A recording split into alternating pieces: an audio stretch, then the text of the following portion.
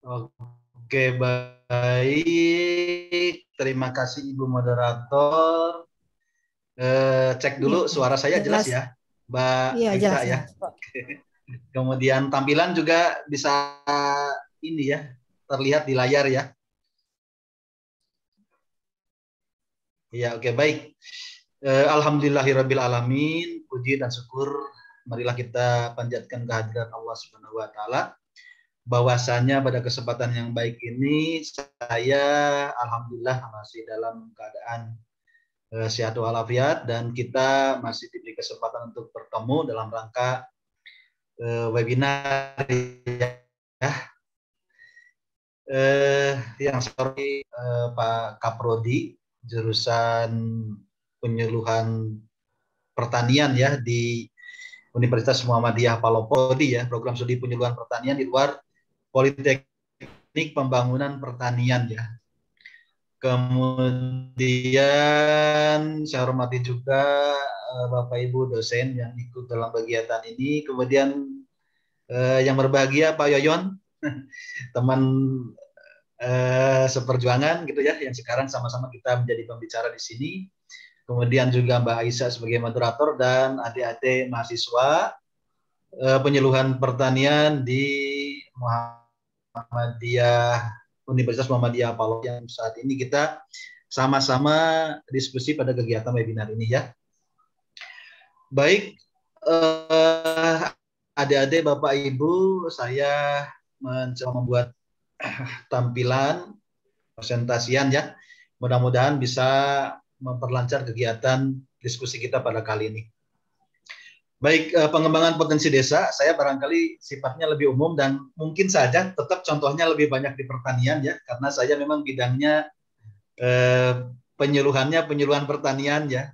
Mungkin nanti ada sedikit dikait-kaitkan gitu ya dengan yang kelautan dan kesehatan, tetapi agak kurang berani saya begitu ya, karena memang bukan bidangnya. Tapi memang betul ya, tadi bahwa kita itu kan perlu ada semacam kolaborasi gitu ya, multidisiplin. Jadi tidak bisa kita memikirkan sesuatu dari hanya satu sudut pandang, tapi harus dari berbagai macam sudut pandang atau dalam istilah lain kita berpikir sistem gitu ya. Oke, baik, terima kasih. Mari kita lanjutkan. Jadi kita bicara tentang desa ya. Desa itu adik-adik, Bapak Ibu dan teman-teman semuanya barangkali sudah tidak asing lagi dengan kata desa gitu ya, karena seperti saya misalnya desa itu ya saya hidup di desa gitu ya, dan saya tidak malu kalau misalnya dikatakan orang desa gitu ya, karena memang saya lahir dari desa, tumbuh dan besar juga di desa gitu ya, dan saya masih sering pulang kampung ke orang tua yang juga tinggal di desa gitu ya, walaupun misalnya di Bogor itu kota misalnya ya waktu kita kuliah dengan Mbak Isa, kemudian di Manokwari juga di kotanya, tetapi saya masih sering ke desa gitu ya, mengunjungi para petani, karena ketika saya bersama petani seolah-olah saya mengenang masa lalu, masa kecil ketika saya hidup di desa gitu, yang kelihatannya hidup di desa itu nyaman, tenang gitu ya. Bahkan kalau saya misalnya sedang apa istilahnya galau ya, bahasa anak muda sekarang, ya saya perginya ke desa gitu ya. Kalau pas di Manokwari ya, ke desa di mana? Ke desa-desa daerah-daerah transmigran yang petaninya atau warganya penduduknya berasal dari Jawa ya, atau dari Makassar juga ada ya, dari Sulawesi atau dari luar Papua, dan suasananya suasana desa zaman saya masih kecil dulu. Assalamualaikum Siti Aisyah. Jadi itu suatu cara. Oke, Mbak Isa mohon diingatkan bisa melalui WA juga ya apabila misalnya tampilan saya tersendat atau nge-lag ya istilahnya ya, karena saya ini posisinya lagi di Bogor. Kebetulan kemarin ketemu juga dengan Pak Yoyon dan saya menggunakan fasilitas sementara ini menggunakan fasilitas WiFi di hotel gitu ya. Karena saya lihat di ini juga di 4G-nya di HP agak kurang juga. Oke, baik. Jadi istilah desa itu sebenarnya udah tidak asing lagi bagi kita ya. Memang banyak yang memberikan pengertian tentang desa, tetapi saya lebih berpatokan ke misalnya ada undang-undangnya sendiri ya, Undang-Undang Desa nomor 22, yang terbaru Undang-Undang nomor 6 tahun 2014 ya, ini tentang desa. Kalau berdasarkan kamus bahasa Indonesia, desa itu ya satu kesatuan wilayah yang terdiri dari beberapa rumah tangga, kemudian memiliki sistem pemerintahan sendiri ya. Jadi ada di situ ada tertulis tentang pemerintahan sendiri. Sama juga di Undang-Undang Nomor 6 tahun 2014, jadi ada semacam desa itu kan kalau kita tahu sebelum adanya otonomi daerah yang kepala daerahnya dipilih oleh masyarakat, desa itu sejak dulu kepala desanya itu dipilih oleh warganya gitu ya. Jadi memang luar biasa desa ini. Dia punya sistem pemerintahan sendiri begitu ya. Bahkan kalau kita melihat di Undang-Undang Nomor 6 tahun 2014 ini juga tercatat di situ bahwa ternyata nama desa itu sudah dikenal jauh sebelum Negara Kesatuan Republik Indonesia ini berdiri atau terbentuk gitu ya. Jadi desa itu udah ada sebelumnya gitu. Walaupun sekarang kemudian dikembalikan ke penamaan desa ini dikembalikan ke daerahnya masing-masing. Entah kalau di tempatnya Mbak Aisyah nama desa itu apa gitu ya. Kalau di Papua desa itu disebutnya kampung. Gitu ya. Itu desa itu kampung. Jadi kalau misalnya desa apa gitu itu ya kampung apa. Dan kecamatan pun sudah berubah namanya menjadi distrik gitu ya. Jadi kecamatan kalau di Papua distrik. Jadi nama-namanya sudah menyesuaikan ke istilah masing-masing di daerahnya masing-masing. Tadi Mbak Aisyah masih desa ya? Masih, oke. Di Jawa juga, di Jawa ya, di Jawa Barat ya, juga masih desa, gitu ya. Jadi itu mengenai beberapa pengertian. Kita lanjut saja ya. Jadi Indonesia ini sebenarnya luas areanya ya luas ya. Ada 1 juta kilometer persegi gitu ya, 1,9 juta kilometer persegi dengan jumlah pulau 16.067 buah gitu ya, termasuk di dalamnya Pulau Sulawesi, Pulau Papua, Pulau Jawa. Jadi kita itu berada di negara kepulauan ya. Dan desanya, nah kondisi desanya ini kalau berdasarkan data statistik itu ada yang berada di tepi laut dan ada yang bukan di tepi laut gitu ya ceritanya. Nah, ini mungkin saya kaitkan dengan kelautan gitu. Jadi desa itu ada desa yang memang berada di daratan, tapi ada desa yang ada di pantai, di tepi laut yang tentu saja nanti akan berbeda situasi dan kondisinya. Jadi berbagai pulau juga beragam juga gitu. Kebiasaannya, situasinya, kondisinya, mungkin adat istiadatnya dan sebagainya. Mata pencahariannya apalagi. Kalau di tepi laut barangkali lebih ke nelayan dan sebagainya gitu ya. Kemudian pendapatannya berasal dari misalnya ikan tangkap istilahnya ya, penangkapan ikan gitu ya di laut. Sementara di yang bukan tepi laut banyak desa-desa ini mengandalkan pendapatannya dari bertani, bercocok tanam, berkebun, beternak, gitu ya, dan kegiatan-kegiatan lainnya. Selanjutnya, nah ini kita lihatnya dari biasanya saya lihat dulu sebenarnya desa ini dari masalah dulu ya, kemudian kita lihat potensinya gitu. Jadi ternyata yang saya sampaikan di sini permasalahan desa tidak otomatis saya mengeneralisir situasinya ya, karena memang desa itu beraneka ragam, berbeda gitu ya. Contoh misalnya dari sanitasi ya. Sanitasi ini setiap daerah juga berbeda ya. Ada daerah-daerah yang memang sudah sadar terhadap kesehatan, kebersihan, tapi ada beberapa daerah yang mungkin belum sampai pada peradaban sadar terhadap kebersihan, sanitasi dan sebagainya. Tidak jauh-jauh lah, misalnya di Jawa Barat saja, di saya misalnya, untuk masalah sanitasi ini masih ada orang yang misalnya buang buang hajat ya, maaf ya, buang hajat itu di kolam ikan gitu ya. Coba bayangkan, kolam ikan buang hajat kemudian dimakan sama ikan, nanti ikannya ditangkap dimakan lagi sama manusia. Nah, gitu ya, itu di Jawa Barat, di daerah-daerah yang banyak air tawar, yang banyak melihara ikan, itu terjadi gitu ya. Jangankan di Papua, itu di Jawa gitu, apalagi di Papua ya. Di Papua ya orang masih jarang misalnya di daerah-daerah pedalaman yang punya kamar mandi gitu ya, kemudian toilet, itu masih jarang gitu. Jadi kalau misalnya buang air ya kadang di kali atau mungkin di kebun atau di hutan gitu ya, pinggiran hutan gitu ya. Dan tidak hanya di Papua, di Sulawesi juga saya pernah gitu ya, ngalami gitu ya.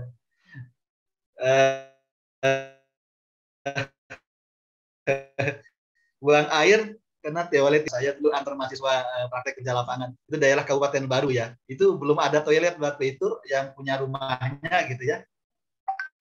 Nah itu kejadian, jadi memang beragam gitu ya. Ini tidak mengeneralisir seluruh desa, atau itu kondisi yang saya sampaikan tadi, itu kondisi saat dulu, masa lampau gitu ya. Pada saat sekarang mudah-mudahan sudah berubah menjadi lebih baik. Kemudian selanjutnya menurunnya partisipasi ya. Jadi desa itu zaman dulu itu terkenal dengan sifat gotong royong, kerjasama gitu ya. Kemudian saling tolong menolong gitu ya. Jadi kalau bangun rumah misalnya ya, di kampung saya waktu saya masih kecil, ya cukup orang-orang sekitar. Orang-orang sekitar. Nah, situasi itu sudah mulai bergeser. Untuk beberapa desa ya, tidak bisa semuanya juga.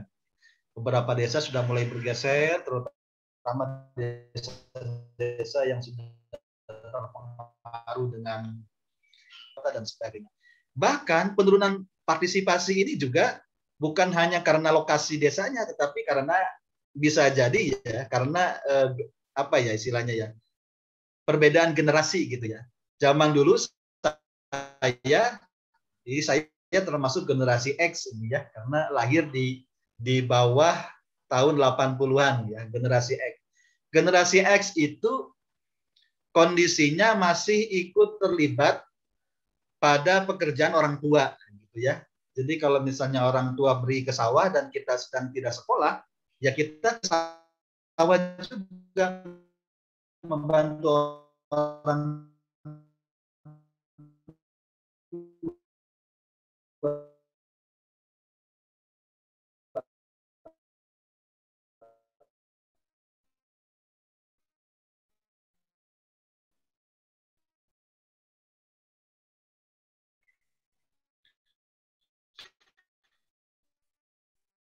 gitu ya. Berbeda dengan generasi selanjutnya, generasi Y gitu ya. Kalau si adik saya, tetangga saya yang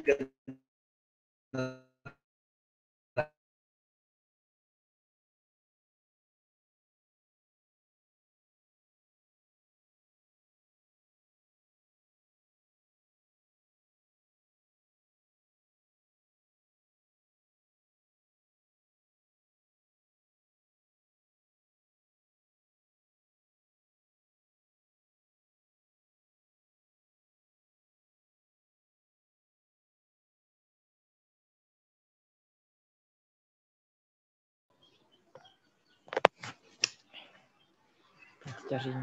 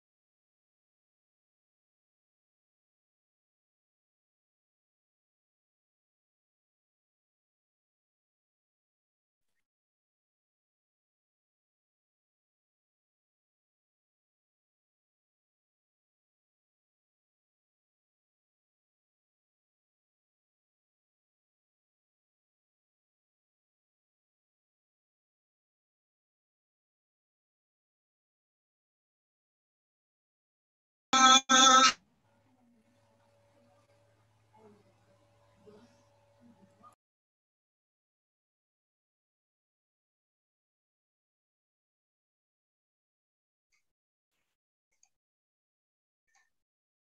Mbak Isa, maaf ya.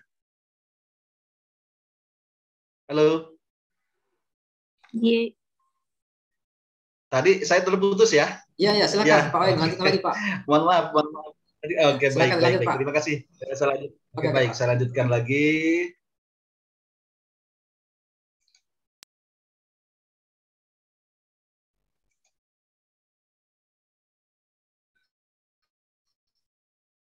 Oke, baik ya tadi ya.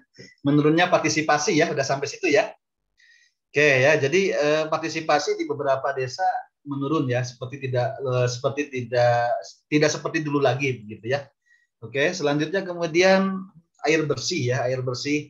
Karena saya orang desa, saya tahu persis ya, zaman dulu itu air sungai itu jernih gitu ya, dan kita tidak segan-segan untuk mandi di kali atau di sungai ya. Tapi situasinya sekarang barangkali sudah berbeda ya. Airnya sudah keruh, kotor, dan kalau kita mandi di sana mungkin badan gatal-gatal gitu ya untuk beberapa daerah. Kemudian kesetaraan gender juga ya, kesetaraan gender. Zaman dulu itu laki-laki perlu disungkan-sungkan untuk mencantumkan saya petani gitu ya. Perempuan pun demikian juga. Ibu saya di KTP-nya juga mencantumkan sebagai petani gitu ya. Sekarang tidak gitu ya, yang petani itu hanya laki-laki gitu ya untuk beberapa kasus gitu ya. Kemudian sarana prasarana juga demikian ya. Jadi desa ini tertinggal dalam hal pemenuhan sarana prasarana ya dibandingkan dengan kota. Walaupun sekarang mungkin sudah ada sedikit perbaikan dengan adanya dana desa ya, yang turun ke desa-desa. Kemudian kesehatan ya, sampai sekarang masih ada beberapa desa yang belum bisa mengakses fasilitas kesehatan ya. Sekalinya sakit harus ditandu, digotong begitu ya, karena terkait dengan transportasi yang tidak lancar dan sebagainya ya. Kemudian lingkungan hidup juga menurun ya atau memburuk ya. Karena adanya penggundulan hutan dan sebagainya gitu ya. Satu saja kebiasaan masyarakat yang barangkali harus kita rubah adalah membuang sampah. Itu tidak boleh sembarangan ya. Jadi membuang sampah tidak boleh ke kali atau selokan gitu ya, yang pada akhirnya nanti pada saat musim hujan menjadi kotor, bahkan kemudian menjadi sarang nyamuk dan sebagainya yang menyebabkan kemudian sakit malaria dan sebagainya. Kemudian pendidikan ya, ada beberapa desa yang belum bisa mengakses pendidikan ya, terutama daerah tertinggal, misalnya kami di Papua. Ada 1-2 mahasiswa yang berasal dari pedalaman, kemudian untuk sekolah dia harus jalan kaki 1-2 malam, ada yang 2 hari 2 malam, ada juga misalnya juga ya, bahkan juga tidak merata persediaannya. Contoh kasus adalah di Papua pernah terjadi kerawanan pangan, gara-gara di sana ternyata proses pemberasan itu ya, yang dulunya makan ubi, makan betatas dan sebagainya, kemudian beralih menjadi makan nasi begitu ya. Ketika pasokan beras berkurang, akhirnya karena ketergantungan terhadap nasi, tidak lagi menanam ubi kayu dan betatas misalnya, akhirnya terjadi kerawanan pangan. Kemudian kepemilikan lahan ya, kepemilikan lahan ini juga sudah mulai bergeser ya, apalagi di daerah Jawa. Nah ini datanya gitu ya. Jadi ternyata kepemilikan lahan kita itu mayoritas kurang dari 0,5 hektar. Ini BPS tahun 2018 ya. Ini kalau tidak salah hasil SUTAS, sensus pertanian survei pertanian antar sensus ya. Jadi sensus itu biasanya dilakukan 10 tahun sekali, biasanya tahun 2003, kemudian 2013, dan nanti akan dilaksanakan lagi tahun 2023, dan ini pada tahun 2018 kemudian melaksanakan survei antar sensus, survei pertanian ya, yang ternyata 16 juta sekian itu kepemilikan lahannya kurang dari 0,5 hektar. Bisa dibayangkan kurang dari 0,5 hektar kira-kira produksinya seperti apa gitu ya. Jadi kalau untuk mengolah lahannya atau menanam padi dengan 0,5 hektar, saya kira tidak efektif ya untuk pendapatan. Mungkin bisa dialihkan ke hortikultura dan sebagainya. Tetapi ini sesuatu yang menjadi bahan perhatian ya. Dan yang kepemilikannya rendah ini berada di Pulau Jawa ya. Mungkin kalau di Sulawesi saya tidak terlalu hafal situasi kondisinya, atau di Papua relatif masih lebih luas ya. Nah, ironinya lagi, ini Pulau Jawa ini adalah daerah yang penduduknya juga terpadat dan konsumsi makanannya pastinya lebih besar ya. Tetapi keberadaan kepemilikan lahannya malah lebih rendah. Jadi mungkin perlu ada semacam kelancaran distribusi yang sangat lancar gitu ya, untuk mengalirkan bahan pangan dari daerah-daerah yang kepemilikan lahannya masih luas seperti misalnya Sumatera, Sulawesi ke Pulau Jawa, atau seperti apa baiknya begitu ya. Oke, kemudian permasalahan desa yang lainnya juga ini masih permasalahan desa juga ya, yaitu tentang jumlah petani yang semakin rendah, yang semakin menurun ya. Jadi pada tabel di atas, pada bagian di atas ya, tahun 2003, 2013, 2018, kita bisa melihat bahwa jumlah rumah tangga petani itu semakin menurun dari 31 juta tahun 2003 menjadi 26 juta tahun 2013. Nah, yang kelihatan itu dari porsinya. Porsinya dari 55% tahun 2013 tinggal 40,8%. Jadi petani itu sudah semakin sedikit begitu ya dari segi porsinya. Tahun 2018 ini hasil dari survei antar sensus itu ada 27 juta 600 sekian ya. Jadi ada kenaikan lah dari tahun 2013. Tetapi kenaikan ini perlu dicatat bahwa penduduk pun juga mengalami kenaikan gitu ya. Jadi porsinya belum tentu lebih dari 40%. Ini kebetulan saya belum menghitung porsinya ya. Tapi dugaan saya porsinya di bawah 40,81%. Jadi tetap masih terjadi penurunan porsi petani gitu ya. Nah, kemudian selain dari jumlahnya ya. Dari jumlahnya petani juga yang memprihatinkan adalah dari komposisinya. Jadi kalau petani itu kita kelompokkan kelompok petani muda, kelompok petani menengah dan tua gitu ya. Kelompok muda itu 35 tahun ke bawah, kemudian menengah itu 35 sampai 54, kemudian tua itu di atas 54. Itu komposisinya itu tidak imbang gitu ya. Tidak imbang itu artinya begini. Yang generasi penerus petani generasi penerus itu berada pada di bawah 35, itu 12,87%. Tetapi petani yang sudah tua yang harus digantikan itu 32,76%. Bisa dibayangkan apabila petani yang porsinya 32,76% ini pensiun ya, istilah pensiun di petani barangkali apa ya yang cocok ya, purnakarya misalnya. Purnakarya tidak bisa digantikan oleh generasi muda yang ada saat ini. Nah, lebih parah lagi ketika kita melihat porsi di tahun 2018. Ini hasil survei ya. Saya udah hitung di porsinya. Ternyata jumlah petani muda kita itu porsinya menurun gitu ya. Jadi cuma 10,52%. Dan yang generasi tua ini 37,5%. Meningkat begitu ya. Jadi semakin kecil komposisi petani muda itu. Oleh karena itu, apabila adik-adik di sini yang ikut seminar berminat dan semangat untuk bisa menjadi petani, gitu ya, petani-petani milenial, suatu yang sangat mulia, gitu ya, suatu yang sangat mulia. Oke, baik. Selanjutnya, ini tadi sudah sekilas tentang perspektif gender ya. Jadi petani kita itu ternyata mayoritas memang benar laki-laki, gitu ya. 25 juta berbanding 8 juta. Jadi perempuan sekitar 8 juta, laki-laki 25 juta. Gitu ya. Kemudian, nah ini berdasarkan beberapa kajian, katanya desa itu punya masalah tingkat kesejahteraan dan kualitas hidup yang masih rendah, gitu ya.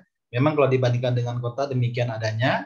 kemudian ketersediaan sarana dan prasarana juga belum memadai, kemudian ketidakberdayaan akibat faktor ekonomi, kualitas lingkungan hidup yang semakin memburuk, ya tadi telah disampaikan, diulas sedikit, kemudian pengembangan potensi ekonomi lokal juga belum optimal, ya sebenarnya banyak potensi-potensi lokal yang bisa digali dan dikembangkan, tapi memang belum optimal, kemudian rendahnya produktivitas, dan kurangnya aksesibilitas daerah tertinggal terhadap pusat pertumbuhan, ya. Ini terutama daerah-daerah tertinggal seperti misalnya daerah kami di Papua, Papua Barat gitu ya. Gitu ya.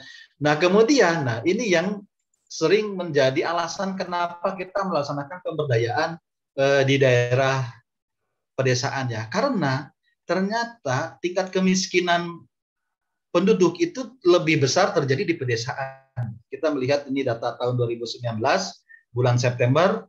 Jadi angka kemiskinan itu 6,56 di perkotaan berbanding 12,6 di pedesaan. Jadi memang desa menjadi daerah-daerah yang lebih besar ya, angka kemiskinannya, bahkan 2 kali lipatnya gitu ya.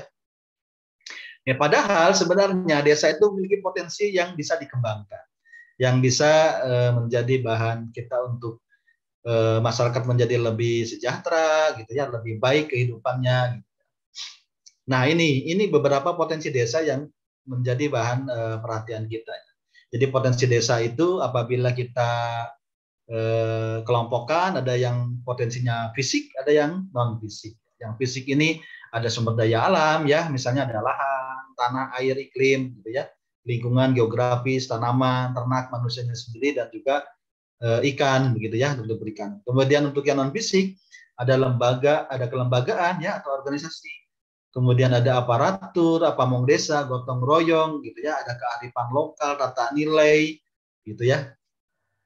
Dan ini beberapa potensi yang tercatat di saya secara nasional dulu ya.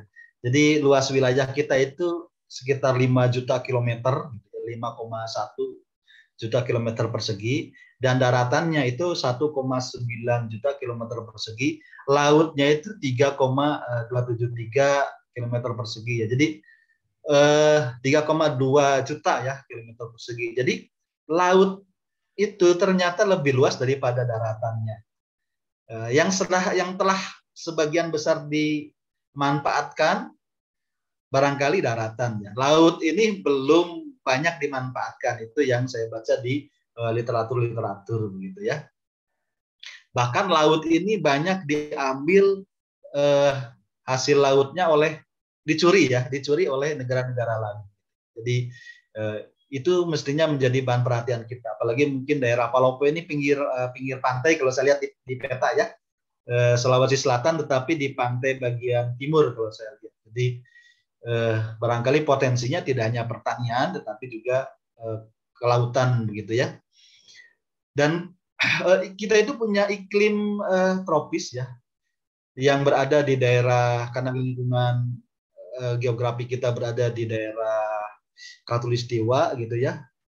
Jadi iklimnya tropis, sepanjang hari bisa mendapatkan sinar matahari, dan perbedaan malam dan siang itu tidak jauh berbeda, sehingga itu sebenarnya menjadi potensi bagi kita gitu ya. Kalau di negara daerah-daerah subtropis atau daerah dekat kutub sana, mereka bekerja hanya pada saat ada sinar matahari, kemudian musim dingin mereka istirahat.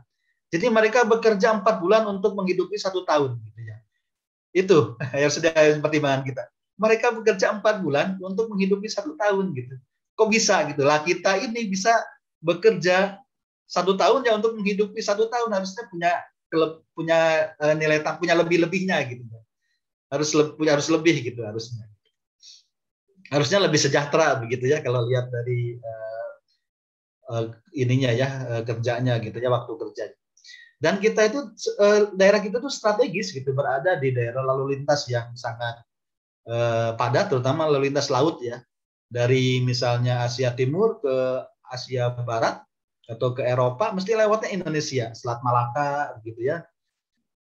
Cuma memang udah keduluan sama Singapura gitu ya. Tetapi Indonesia sudah mendirikan misalnya daerah Batam gitu ya, yang menjadi pusat-pusat untuk daerah alternatif, sehingga hanya lalu lintas laut ya. Kemudian kita juga berada di antara dua benua, begitu ya, ada di Asia, kemudian Australia, mestinya bisa dimanfaatkan sebagai atau menjadi potensi kita juga. Dan kita itu kok banyak komoditi yang tumbuh di kita ya, dari segi pertanian, misalnya tanaman pangan, ada padi, jagung, gitu ya. Ini produksinya ini pada tahun 2019, kemudian hortikultura juga ya, banyak sayuran dan buah-buahan yang tumbuh di negara kita, sehingga kalau untuk makan sayur dan makan buah, saya kira kita bisa nanam begitu ya. Kemudian perkebunan, kita kelapa sawit nomor 2 di dunia kalau tidak salah, kemudian karet, kopi, kakao, tebu dan tembakau gitu ya. Dan kakao ini kelihatannya daerah banyak tumbuh di daerah Palopo barangkali ya, Sulawesi ya. Karena Ibu siapa itu lupa Bu siapa, Bu Ida penelitian tentang kakao gitu ya. Demikian juga di Papua sekarang telah dikembangkan lagi kakao ya. Setelah itu merupakan warisan baiknya dari Belanda gitu ya. Jadi Belanda dulu mewariskan perkebunan kakao di Papua dan ternyata memang kelihatannya sudah merupakan hasil dari kajian ya, sehingga Papua ini memang cocok untuk kakao gitu ya. Hanya saja pernah tenggelam gitu ya. Kemudian sekarang digalakan lagi. Kemudian peternakan kita sapi, ada sapi perah juga hidup gitu ya, terutama di daerah-daerah yang dingin. Kemudian sapi potong, kemudian kambing, domba, ayam potong, ayam petelur, ayam pedaging ya. Jadi ini potensi kita sebenarnya ya. Konsumsi daging itu, konsumsi ikan, konsumsi ya daging telur gitu ya, itu akan semakin meningkat seiring dengan membaiknya taraf hidup masyarakat gitu ya. Oleh karena itu merupakan potensi bagi kita kalau ingin bergerak di bidang pertanian, misalnya khususnya di peternakan. Itu ya, karena akan semakin meningkat. Demikian juga dengan perikanan ya. Perikanan kita ada lautnya tadi luas, 60% negara kita adalah laut dan itu belum dioptimalkan, padahal itu merupakan wilayah yang bisa dieksplor dengan tetap memperhatikan konservasi gitu ya. Yang selama ini banyak kabarnya itu dicuri oleh negara lain, begitu ya. Kemudian ada juga perairan air tawar ya, budidaya dan sebagainya. Hutan kita itu 125.000 hektar gitu ya, yang katanya ini adalah paru-paru dunia gitu. Terutama sebagian besar ada di Papua, yang sangat ironi misalnya menyumbang oksigen untuk dunia, tetapi masyarakatnya masih tertinggal gitu ya. Itu memang saya juga prihatin, sehingga saya juga merasa kadang kalau melaksanakan penyuluhan di Papua itu kok kayak rasa lebih bermanfaat gitu ya daripada di Jawa gitu ya. Oke, baik. Kemudian dari segi sumber daya manusia, barangkali adik-adik harus paham tentang bonus demografi ya. Bonus demografi, karena adik-adik ini adalah bagian dari bonus demografi. Jadi adik-adik ini adalah komunitas yang lebih besar dibanding generasi sebelumnya, dibanding generasi orang tua kita. Jadi bonus demografi itu adalah komposisi generasi muda yang besar dibanding dengan generasi sebelumnya. Jadi kita punya SDM lebih melimpah begitu ya, bandingkan dengan negara-negara maju sana yang mereka justru generasi mudanya itu lebih sedikit daripada generasi tua. Suatu saat mereka akan membutuhkan banyak tenaga dan itu bisa kita suplai gitu ya. Kemudian dari segi pendanaan, saya kira desa ini sekarang sudah mendapatkan jatah dana desa ya, yang kalau itu dioptimalkan, dimanfaatkan sebaik mungkin bisa menjadi membawa keberkahan bagi kita semuanya gitu ya. Oke, baik, terima kasih. Kemudian lanjut kita ke ini, jadi rumah tangga kita itu ada di ini ya, yang tadi penjelasan dari ini ya, dari komoditi ya. Jadi ada komoditi padi, kemudian palawija, hortikultura, perkebunan ya. Yang budidaya ikan juga ini ada sekitar 863.000 gitu ya. Kemudian penangkap ikan ini nelayan dan sebagainya gitu ya, ada 780.000. Kemudian ada juga yang memanfaatkan daerah sekitar hutan ya, sekitar 5,4 juta rumah tangga usaha pertanian. Kemudian, nah ini yang disebut dengan bonus demografi ya. Jadi kalau adik-adik lihat, memang lebih jelas mungkin pakai tabel piramida ya.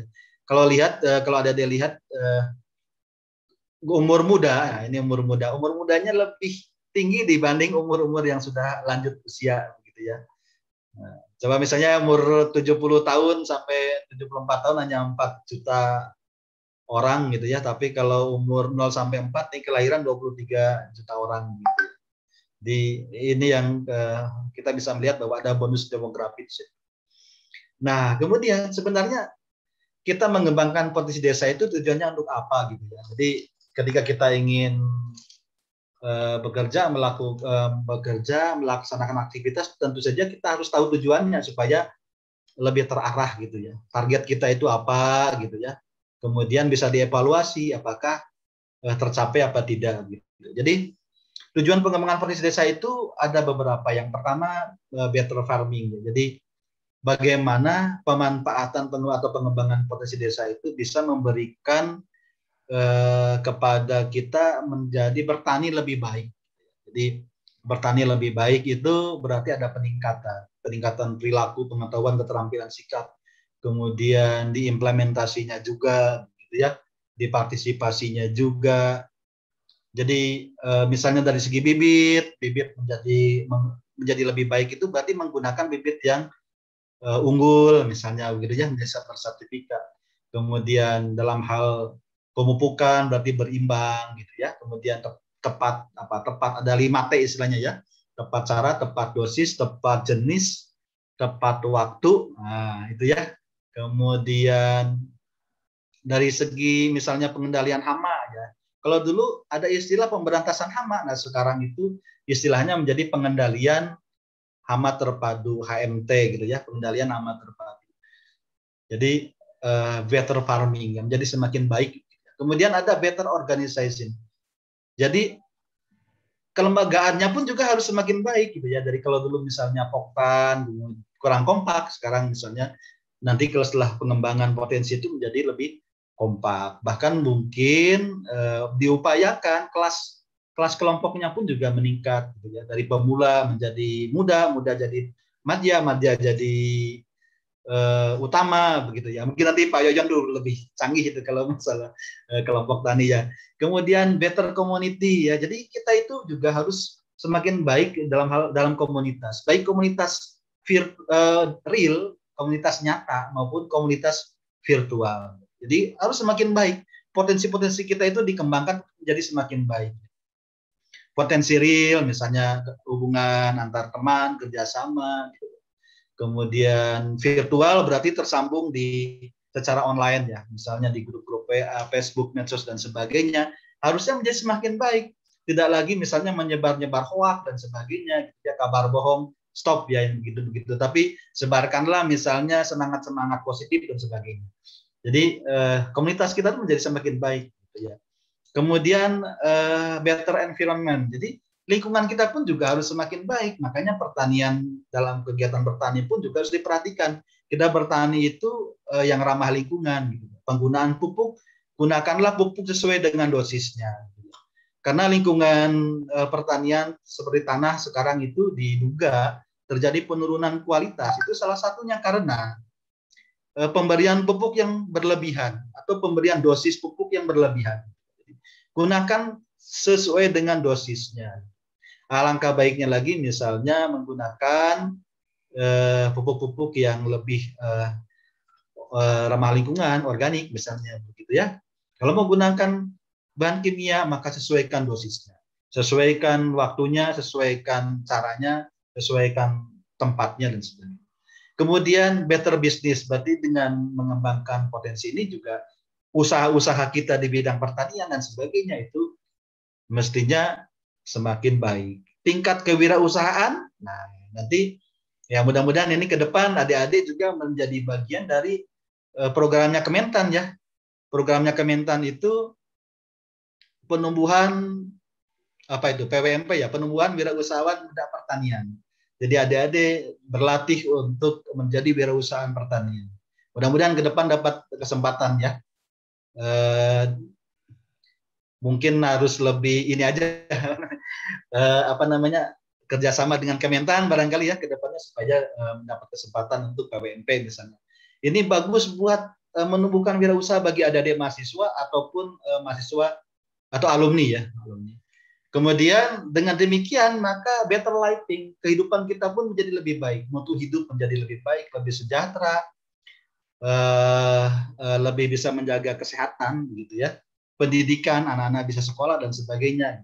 Better living, hidup kita menjadi lebih baik. Nah, strateginya apa? Ya, strateginya yang pertama pengembangan SDM. Ya, pengembangan SDM karena kita sebagai prodi penjuruan pertanian sangat terkait dengan sumber daya manusia, SDM. Nah, pengembangan sumber SDM itu bisa dilakukan dengan pendidikan. Pendidikan itu ada pendidikan formal ya, kemudian pendidikan non formal, pendidikan informal ya. Pendidikan formal ya seperti adik-adik ya kuliah di universitas. Kemudian pendidikan non formal ya, melalui kegiatan penyuluhan. Jadi kalau adik-adik praktek penyuluhan ke petani ya, itu kan ada jenjangnya juga ya. Kemudian ada pelatihan dan sebagainya. Kemudian pendidikan informal keluarga lah. Ini pendidikan keluarga ini menjadi sangat penting. Dan sekarang dilihat kembali karena banyak perilaku menyimpang generasi muda yang ternyata disebabkan oleh pendidikan keluarga yang kurang instan gitu ya, atau tidak berasal dari keluarga yang melaksanakan pendidikan secara baik di keluarganya. Nah, kemudian strategi lainnya adalah pemenuhan sarana vital, ya, seperti misalnya fasilitas pelayanan, gitu ya. Saya kira sekarang sudah mulai menjadi lebih baik ya. Jadi balai desa menjadi semakin baik, gitu ya. Tapi itu juga harus ditunjang oleh SDM-nya di dalam, gitu ya, yang melaksanakan pelayanan, sehingga tidak lagi misalnya buat KTP, kalau buat KTP kelihatannya pasti ada masalah yang masih agak lama ini ya. Harusnya cepat gitu ya. Buat KTP gitu harusnya ada batas waktu, 1 minggu selesai dan sebagainya. Standar minimalnya harus diterapkan. Kartu keluarga misalnya dan sebagainya. Fasilitas pelayanannya sudah tersedia, harus ditunjang dengan sistem operasional prosedurnya juga gitu ya. Kemudian sarana kesehatan ya. Apalagi sekarang pada saat masa Covid begini, sarana kesehatan menjadi perhatian penting kita semuanya. Jadi saya kira di desa itu sekarang sudah ada balai posluh pos